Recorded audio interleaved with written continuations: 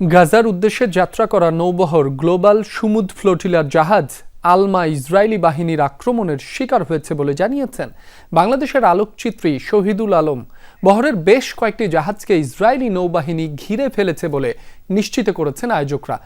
তেল আবিবের বাধার কারণে হঠাৎ করেই বন্ধ হয়ে যায় জাহাজগুলোর লাইভ সম্প্রচার।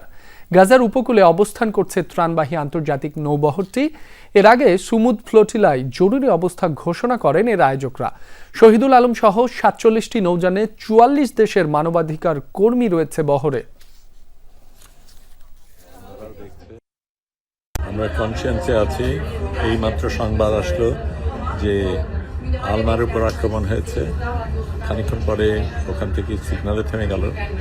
এখন আমরা সবাই এখানে জড়ো হয়েছি, সবাই উদ্বিগ্ন। এখানে বসে বিভিন্ন জায়গা থেকে আমরা রিপোর্ট দিতে চেষ্টা করছি। আলমা একদম শুরুর দিকে ছিল, আমরা শেষের দিকে। কাজেই আলমার উপর যা হচ্ছে সেটা আমাদের উপরে হবে সেটাই অনুমান করা যায়। সেই কারণে আমাদের জন্য এটা বিশেষ তাৎপর্যপূর্ণ। দর্শক, যেমনটি জানাচ্ছিলাম, গাজা উপকূল থেকে মাত্র ৯০ নটিক্যাল মাইল দূরে রয়েছে ত্রাণবাহী জাহাজের বহর সুমুদ। আমরা সরাসরি চলে যাব জাহাজ বহরের কাছে।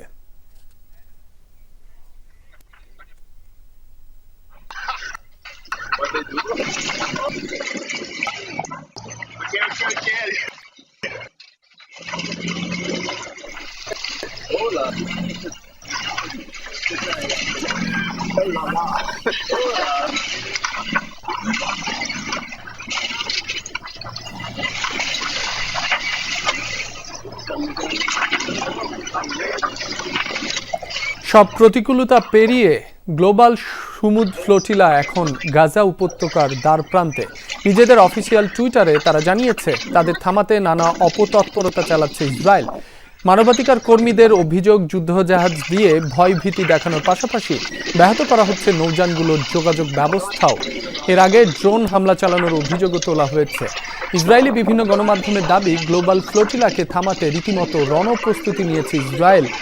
ত্রাণবাহী জাহাজগুলোকে আটকানোর জন্য আশদাদ বন্দরে ৫ শতাধিক পুলিশ মোতায়েনের সিদ্ধান্ত নিয়েছে তেল আবিব। প্রস্তুত থাকতে বলা হয়েছে আশপাশের কয়েকটি হাসপাতালকে। এরই মধ্যে একটিতে হামলাও করা হয়েছে।